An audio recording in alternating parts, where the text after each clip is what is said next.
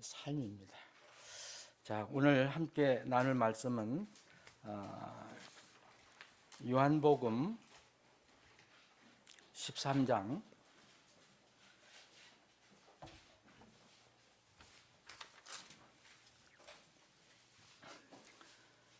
잘 아시는 그런 내용인데 제가 개인적으로도 참 좋아하는 성경 그 파트 중에 하나예요. 여러분들도 좋아하시겠지만 그 뒷부분 요한복음 13장 12절부터 다 읽지 않고 1절부터 다 읽지 않고 12절부터만 17절까지 읽겠습니다.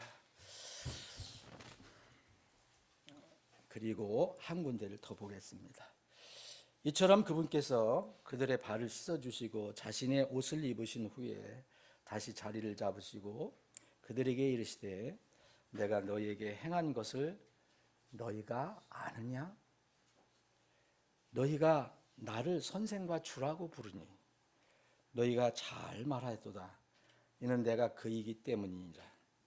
그런즉 만일 너희 주요 선생인 내가 너희의 발을 씻어주었다면 너희도 서로 발을 씻어주는 것이 마땅하니라. 이는 내가 너희에게 행한 대로 너희도 행하게 하려고 내가 너희에게 본보기를 주었기 때문이니라. 진실로 진실로 내가 너희에게 이르노니 종이 자기 주인보다 크지 못하고 보냄을 받은 자가 그를 보낸 자보다 크지 못하니라. 마지막 17절은 원하시는 분은 함께 봉독하겠습니다. 만일 너희가 이것들을 알고 그것들을 행하면 너희가 행복하니라. 제가 한 군데 더 읽겠습니다. 사도행전 20장입니다.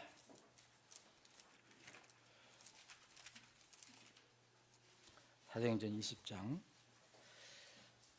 33절부터 3절만 읽겠습니다. 나는 어떤 사람의 은이나 금이나 옷을 탐내지 아니하였도다. 참으로 너희가 아노니 곧 이 두 손으로 나의 필요들을 마련하였고 또 나와 함께 있는 사람들을 섬겼느니라. 내가 너희에게 모든 것을 보여주되 곧 너희가 어떻게 수고하여 마땅히 약한 자들을 지원하고 또 주 예수님께서 하신 말씀들 즉 주는 것이 받는 것보다 더 복되다 하신 말씀을 기억나게 하였느니라. 아멘. 아버지 하나님 참으로 감사합니다. 우리가 이 땅에서 사는 것 자체가 큰 기적임을 고백합니다. 날마다 잠들고 이렇게 깨어나서 새로운 한 날을 시작하는 것, 그것 분명히 주님으로부터 오는 기적입니다.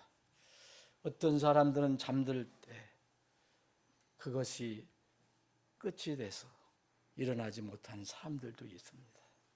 그러나 우리는 여전히 우리에게 하루를 또 살 수 있는 기회를 주시고 더욱이 우리가 구원받은 기쁨과 감격과 감사로 주님을 찬양하고 경배할 수 있는 이런 특별한 기회를 주신 것, 참으로 기적이고 은혜임을 고백합니다.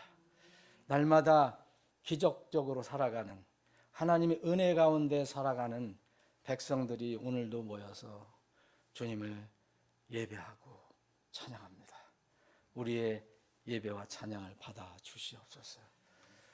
우리에게 생명의 양식을 공급해 주심을 감사합니다. 몸은 이제 밥을 먹고 빵을 먹고 살아갈 수밖에 없지만 우리 구원받은 영혼은 하나님 말씀이 아니면 살아갈 수가 없습니다. 이 시간에도 이 생명의 양식을 저희들이 각자 받을 때에 우리 사랑하는 지체들을 각자에게 필요한 대로 적절한 말씀의 양식을 공급해 주옵소서. 예수님의 이름으로 기도합니다. 아멘.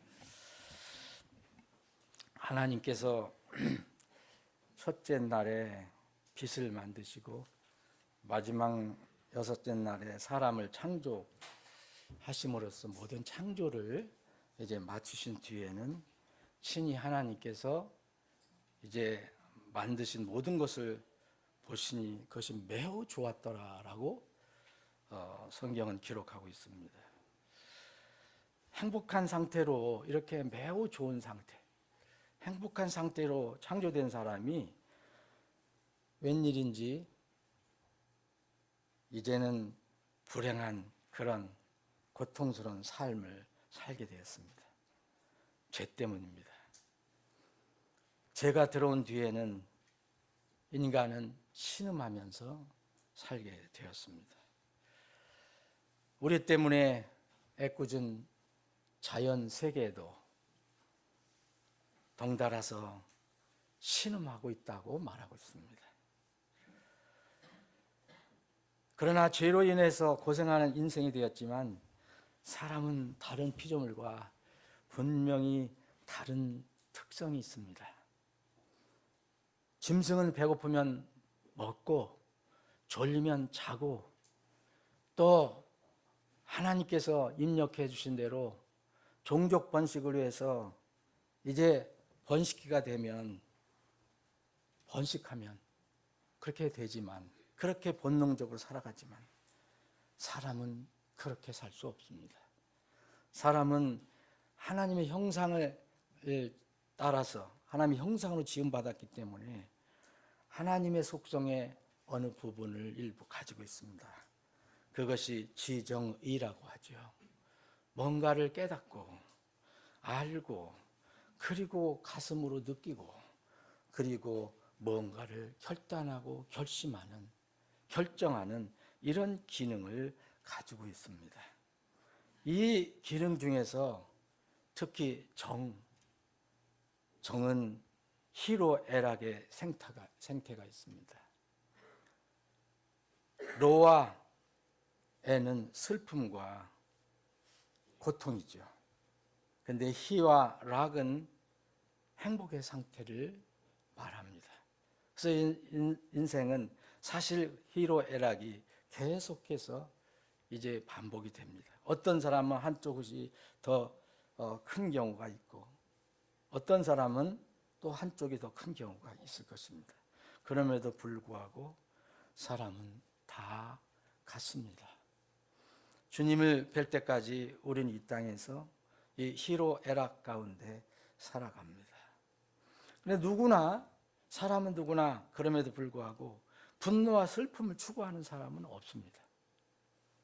모두 그것 대신 기쁨을 추구하고 즐거움을 추구하고 결국은 우리가 이것을 행복을 추구한다고 말합니다. 요즘 제가 보니까 이 청소년 상담실이 많이 붐빈다는 뉴스를 들었습니다. 이제 어린 청소년들도 뭐가 그렇게 힘든지 이제 청소년 우울증도 많다고 들었습니다. 청소년 공황장애, 청소년 불안장애 이런 것들이 심하다는 얘기를 들었습니다. 우리가 젊었을 때보다는 훨씬 잘 살고 훨씬 편하고 훨씬 즐거운데 왜 이런 일이 전에는 우리 자랄 때는 생각도 못했던 일이 공황장애라는 이야기, 불안장애라든지 우울증이라는 단어조차 모르고 컸는데 먹는 거 무엇을 먹을까 어떻게 살까가 이건 걱정은 있었지만 이 시대는 그렇게 먹는 것이 많고 즐기는 것도 많고 재밌는 것도 많고 편하고 그런데 왜 이런 것이 생길까? 이런 청소년 이런 문제에 보면은 거의 틀에 박힌 조언이 나옵니다. 관심과 사랑을 가지라. 그건 누구든지 할 수 있는 이야기 아닌가요? 저는 그래서 오늘 성경에서 하나님께서 우리 청소년이든 어른이든 간에 사람에게 왜 행복이 필요한가? 행복한 사람이 누군가? 성경이 어떻게 가르쳐 주는가? 한번 나눠보기를 원합니다.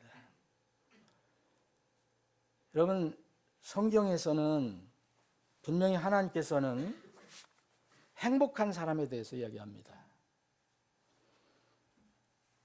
첫 번째로는 법적으로 이미 자기가 느끼든 못 느끼든 법적으로 행복해진 사람이 있다고 이야기합니다.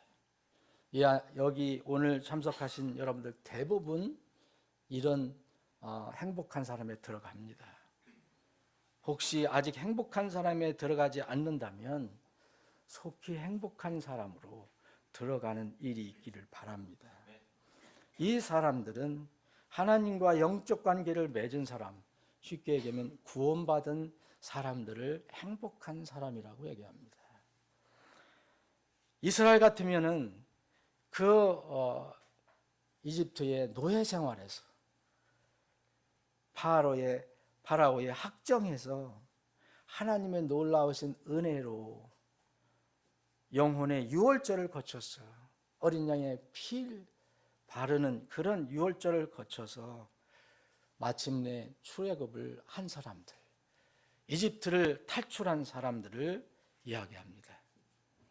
신명기 33장 29절에 보면 오 이스라엘이여 너는 행복한 자로다. 오 주로 말미암아 구원받은 백성이여 라고 말하고 있습니다. 누가 너와 같으리요? 이렇게 구원받은 백성은 정말 누구와 비교할 수 없는 것입니다. 이런 사람들을 이제 이 신약교회에서는 예수님께서 피로 값주고 하나님의 소유물로 산 사람이라고 얘기합니다. 하나님께 소속된 사람이라고 이야기합니다.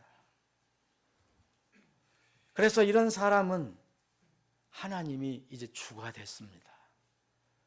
전에는 세상에서 살아갔지만 뭔지 모르고 막연히 살아갔지만 이제 바로 그 하나님이 나의 하나님이고 나의 주인이시구나라고 고백하며 살 수 있는 사람이 되었습니다. 시편 144편 15절에 보면 그러한 처지에 있는 그 백성은 행복하나니 참으로 자기 하나님이 주가 되시는 그 백성은 행복하도다. 여러분들 행복하시지요? 바로 이것이 행복한 자입니다. 성경에서는 행복이라는 단어와 또 복 있는 자라는 단어를 서로 교차해서 사용할 수 있게 되어 있습니다. 어떤 부분이 약간 다른 의미도 가지고 있지만 행복한 자, 복 있는 자는 이제 비슷한 의미로 사용되고 있습니다. 첫 번째, 복 있는 자도 바로 어떤 고정된 영적인 상태, 이미 고정이 됐습니다. 움직이는 상태가 아니라 고정이 된 법적인 신분을 얘기합니다.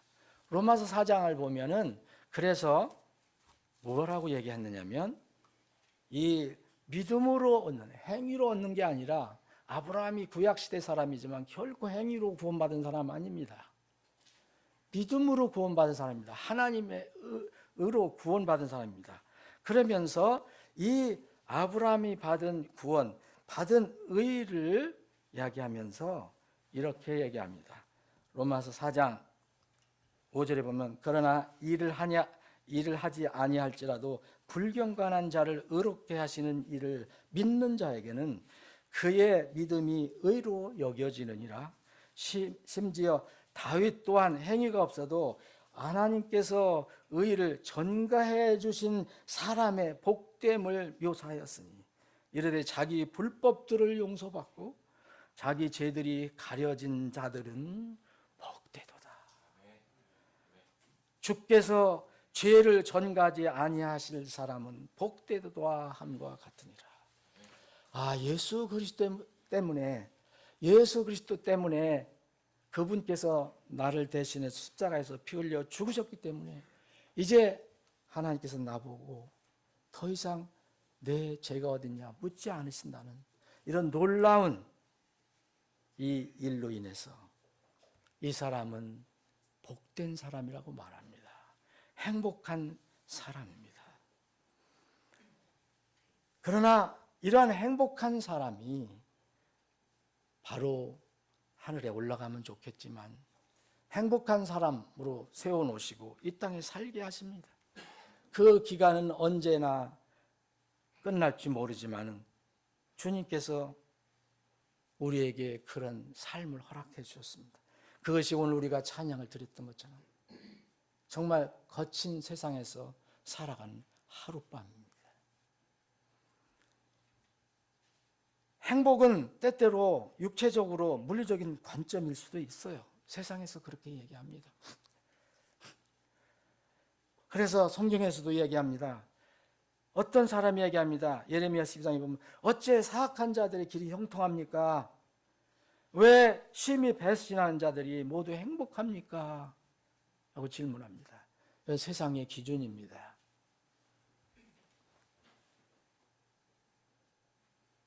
레아는 아들을 낳고 너무 기다리던 아들을 낳고 나서 자기는 너무 행복하다. 그래서 아들의 이름을 아셀이라고 지었습니다. 물론 자기 종을 통해서 여종 실바를 통해서 얻었지만 그래도 자기 법적으로 자기 아들이 됐습니다. 그래서 그녀가 그의 이름을 아셀이라고 불렀어요. 아셀이라는 것은 행복한이란 뜻입니다. 그래서 이런 세상적인 기준으로도 행복하다고 얘기하지만 그러나 주님과 관계에서 나오는 진정한 그 행복은 아닐 것입니다. 여러분과 저는 구원받은 하나님의 백성으로서 마음속에서 우러나온 진정한 행복감이 있습니다. 이것은 주님과의 관계에서 나오는 것입니다. 주님을 따를 때 나오는 영혼의 평안, 기쁨, 소망, 만족, 감사를 가져오는 행복이 있습니다. 이것이 성경에서 말하는 참 행복입니다. 시편 146편 5절에 보면 야곱의 하나님을 자기의 도움으로 삼고 주 곧 자기 하나님께 소망을 두는 자는 행복하도다. 여러분 주님께 늘 소망을 두잖아요. 저분이 나를 곧 불러주실 거야. 이 거친 들에 사는 하룻밤 인생이 끝나면은 이제 본향을 갈 때 주님께서 나를 그것으로 불러주실 거야. 그래서 자기 하나님께 소망을 두는 사람, 이런 행복하다라고 말합니다.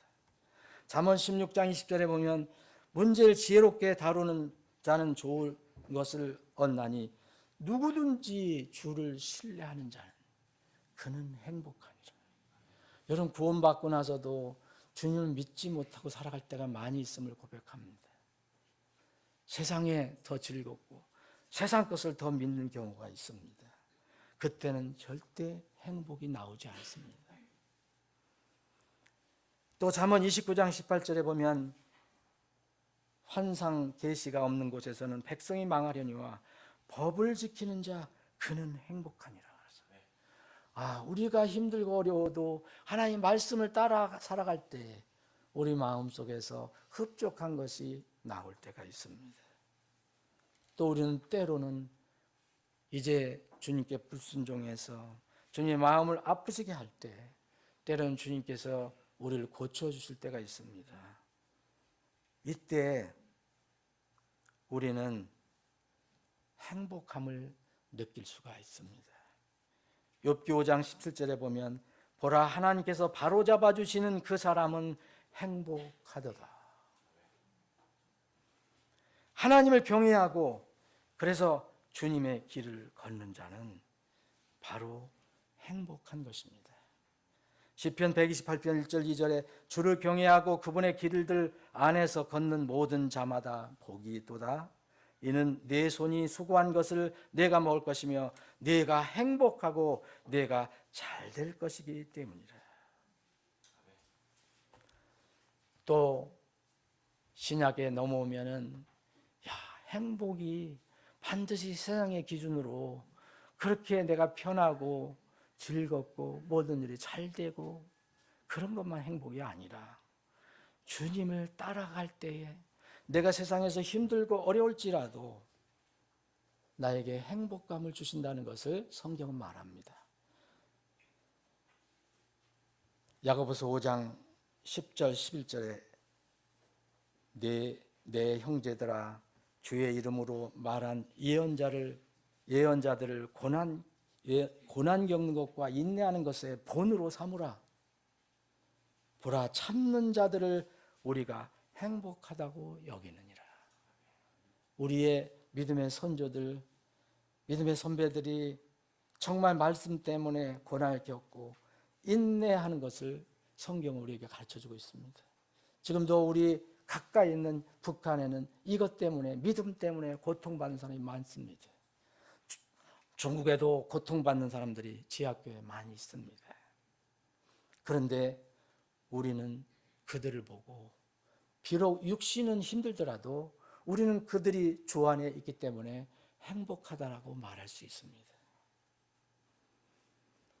그래서 우리는 때로는 이 땅에서 하나님 말씀 때문에 또 의 때문에 고난을 받을 때가 있지만 오히려 이럴 때 우리는 행복한 자라는 것을 더 드러나게 우리가 증거할 수가 있습니다.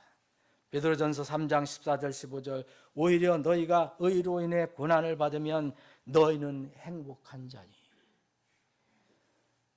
그들이 두렵게 하는 거 무서워하지도 말고 근심하지도 말며 너희 마음속에서 주 하나님을 성별하고 너희 속에 있는 소망의 이유를 묻는 모든 사람들에게 너희는 온유함과 두려움으로 대답할 것을 항상 준비하라 그랬습니다. 우리에게 무슨 소망이 있습니까? 어려움을 겪을 때. 그런데 분명히 우리 안에 소망의 이유가 있다고 말합니다. 베드로전서 4장 14절에 보면 만일 너희가 그리스도의 이름으로 인해 비방을 받으면 너희는 행복한 자로다. 왜냐하면 주님께서는 이제 우리 편에서 너희 편에서 영광을 받으신다고 말씀하고 있습니다. 잠언 14장 21절에 보면 자기 이웃을 업신여기는 자는 죄를 짓는 것이나 가난한 자에게 긍휼을 베푸는 자 곧 그는 행복하니라. 여러분 이런 행복감을 느껴본 때 있습니까? 어려운 사람을 돕고 어려운 사람을 기도할 때 하나님께서 여러분들 마음속에 넣어주시는 행복감이 있습니다. 오늘 본문 말씀 보면은 여러분 잘 아시는 내용이지만 오늘 이 본문 말씀에서 중요하게 우리가 생각해야 할 것은 이제 12절하고 15절에 있는 내가 너희에게 행한 것을 너희가 아느냐라고 묻으셨습니다. 주님께서 제자들에게 내가 너희에게 행한 것, 예수님께서 말씀하십니다. 내가 너희 제자들에게 행한 것을 너희가 지금 뭔지 아느냐 이렇게 묻으셨어요. 그리고 15절에 보면 내가 너희에게 행한 대로 너희도 행하게 하려고 내가 너희들에게 그런 일을 했다라고 말씀하십니다. 그리고 그런 일이 뭡니까? 그럼 잘 아시는 것처럼 주인이시고 스승이신 여기서 선생과 주라고 했는데 이거 하나님입니다. 예수님은 하나님입니다. 그 하나님이 창조주 하나님이 그 냄새나는 제자들의 발을 씻겨주셨어요. 이제 이분은 이제 곧 십자가에서 못 박혀 죽으시고 묻히셔야 합니다. 마지막 유월절 때에 이 일이 났습니다. 여기 13장 1절에 보면 이제 유월절 전에 예수님께서 이 세상을 떠나 아버지께 가야 할 그분의 때가 온 것을 아시고 이 세상에 있는 자기 사람들을 사랑하실 때 끝까지 사랑하시더라. 예수님께서 맞이하신 유월절, 마지막 유월절입니다. 유월절 명절이 다가오면 주님이 이제 십자가에 어린 양으로서 못 박혀 돌아가시게 됩니다. 이 바로 절박한 시간에 제자들에게 이런 본을 보여주시고 가르쳐 주셨습니다. 베드로는 절대로 예수님, 어떻게 주님이 제 발을 씻어 주십니까? 절대로 못합니다. 의롭게 얘기했지만 주님께서는 이렇게 말씀하십니다. 너 지금 내가 하는 거 너 지금 잘 몰라. 그러나 내가 가고 나서는 알게 될 거야. 그리고 베드로가 이제 내 발 못 쓰신다 했으니까 이 주님께서는 만약 내가 너를 씻어주지 않으면 너는 나와 아무 상관이 없는 사람이야. 네가 나와 함께할 몫이 없어. 넌 나와 아무 관련이 없는 사람이야 라고 얘기하니까 베드로는 그럼 내 발뿐만 아니라 머리와 내 손도 다 씻어달라고 말합니다. 주님께서 귀중한 말씀하십니다. 이미 씻긴 자는 온몸이 완전히 정결하니까 발밖에 씻을 것이 없다라고 말씀하십니다. 여러분, 우리는 비록 연약하고 부족하지만 하나님편에서 보실 때는 예수 그리스도로 인해서 우리는 예수 그리스도의 피로 모든 죄와 불법을 다 씻음받은 사람입니다. 그런데 여전히 세상에 살아갈 때 발을 딛고 살아야 하니까 발에는 세상 먼지를 묻어옵니다. 죄를 묻어옵니다. 그래서 제자들에게 말한 겁니다.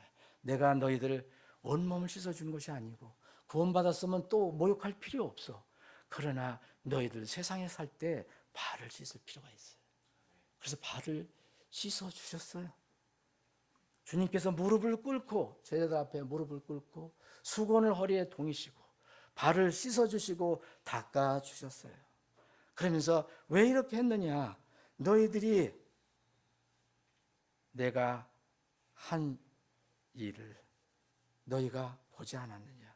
너에게 행한 것을 너희가 아느냐라고 말씀하신 겁니다.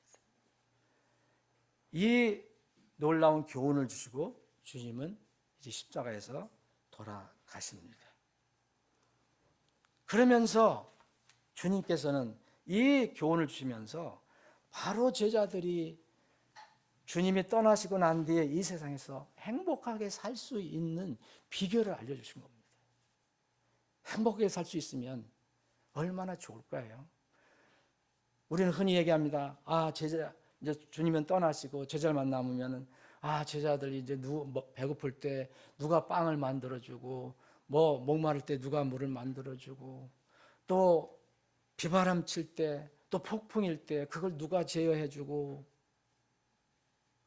그런 것만 행복으로 생각할 수도 있을 수 있습니다. 근데 주님께서는 그것을 말씀하시는 것이 아닙니다. 진정한 행복은 바로 주님께서 행하신 것을 알고 그것을 따라가는 것.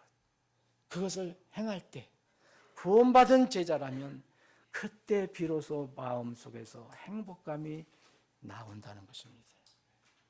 만일 너희가 이것들을 알고 그것들을 행하면 너희가 행복하니라.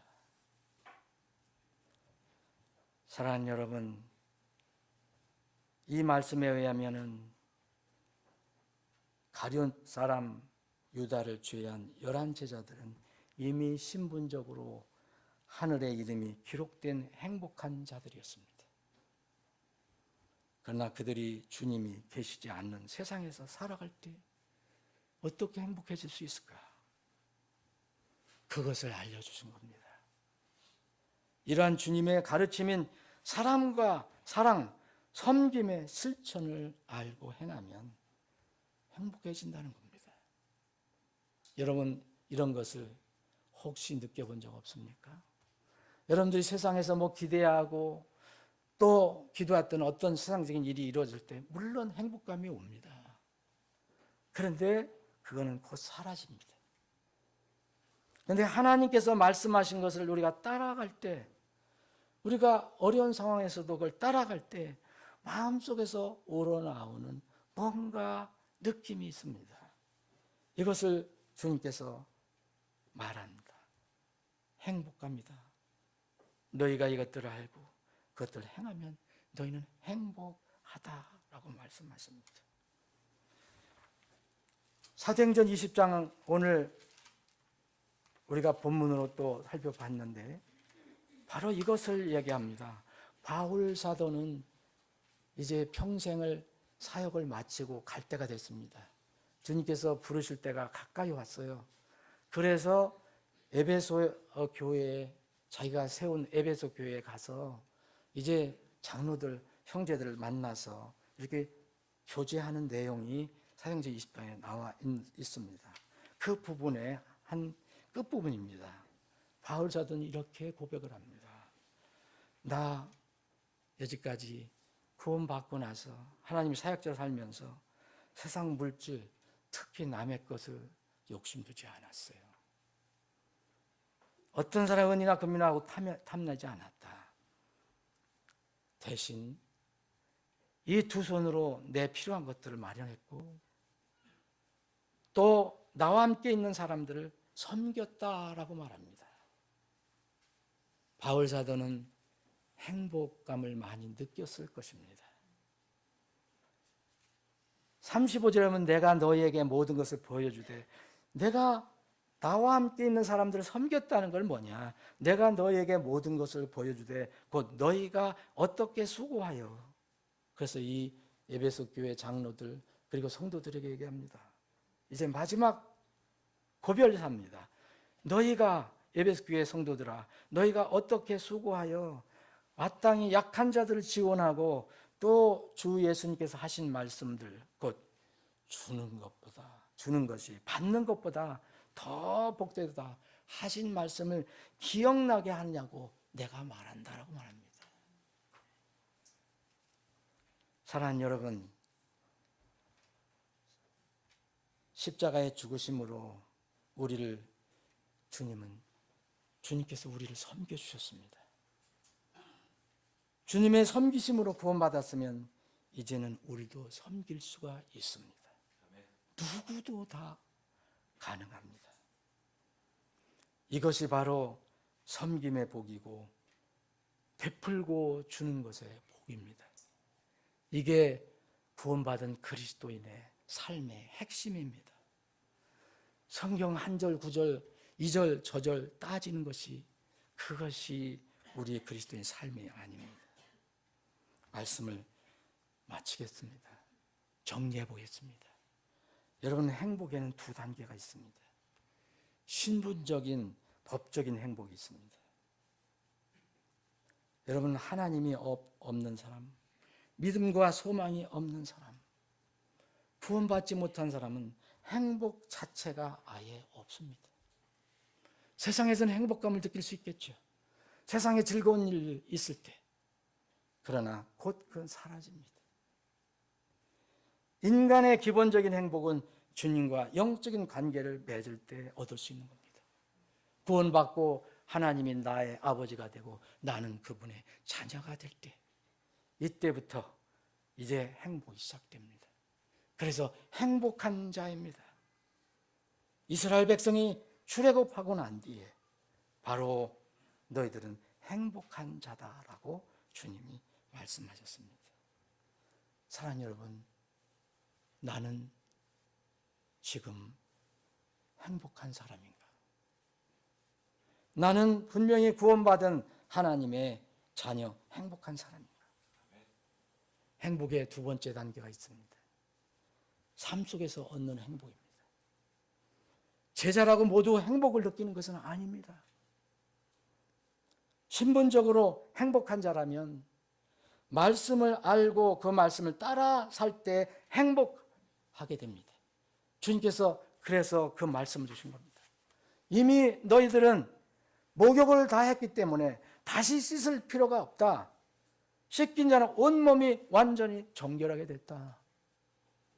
그런데도 서로 발을 씻어주라고 말씀하십니다. 서로 발을 씻어줄 때, 바로 이 일을 주님을 따라서 행할 때 여기에서 삶 속에서 행복이 나옵니다. 자녀라면 주님의 말씀을 알지 못하고 행하지 않고서 행복해지려는 것은 잘못된 생각입니다. 이거는 불가능한 일입니다. 시도하지도 말아야 합니다. 이미 행복한 자가 되었습니다. 만약 주님의 가르치신 그 말씀을 따라서 알고 행하지 않는다면 행복감은 또 느끼지 못합니다. 우리가 분명히 하나님의 성전이라면, 하나님이 계신 집이라면 주님의 가르침을 알고 행하지 않고서는 절대 우리는 진정한 주님이 말씀하신 행복감을 느낄 수가 없습니다. 만약 여러분이 주님의 가르침을 알고 따르지 않는데도 행복하다면 여러분 신분을 체크해야 합니다. 분명히 주님을 따르는데 행복감이 아니고 분명히 세상적인 일을 하는데도 늘 행복하다. 그럼 여러분들 구원을 체크하십시오. 이유는 하나님은 결코 실수하시지 않는 분이기 때문입니다. 누군가 하나님이 실수하든 사람이 실수하든 둘 중에 하나일 것입니다. 주님의 말씀은 분명히 진리입니다. 만일 너희가 이것들을 알고 그것들을 행하면 너희가 행복하니라. 구원받은 자녀라면 신앙의 맛을 알아야 합니다. 구원받은 사람 그리스도인은 신앙의 맛을 알아야 행복해질 수 있습니다. 맛은 평가하는 것이 아니라고 했습니다. 맛은 평가하는 것이 아니고 그리워하는 것이라고 했습니다. 주님 늘 사모하고 그리워하십니까? 말씀을 사모하고 그리워하십니까? 신앙생활에 맛이 있습니까, 여러분? 예배 드릴 때 맛을 느끼십니까? 주님을 섬기고 다른 사람들을 섬길 때 여러분들은 맛을 느끼십니까?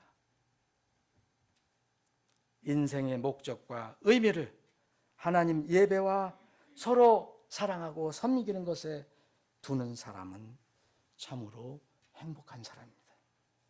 주님 오실 때까지 이 땅에서 신앙과 섬김, 그 맛을 알며 살아가는 행복한 여러분들이 되시기를 주님의 이름으로 축원합니다. 기도합니다.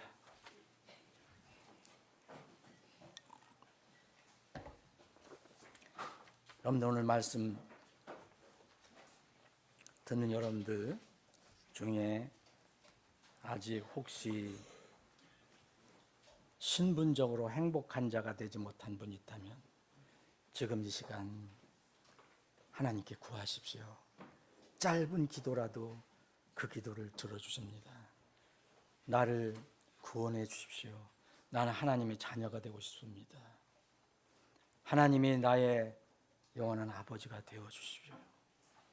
이렇게 기도하고 행복한 자가 되시기를 바랍니다. 사랑하는 여러분, 여러분들이 구원받은 분명히 법적으로 신분적으로 행복한 자라면 왜 세상에서 행복감을 못 느낍니까? 힘들고 어렵다고 만날 절망하고 우울해합니까? 여러분들의 구원받은 신분을 그러면 점검해야 합니다. 여러분들의 예배의 맛을 여러분들 가지고 있습니까? 하나님을 경배하는데 정말 기쁨이 있습니까? 서로 사랑하고 지체들의 발을 닦아주고 격려해 주는데 여러분 기쁨과 행복이 있습니까?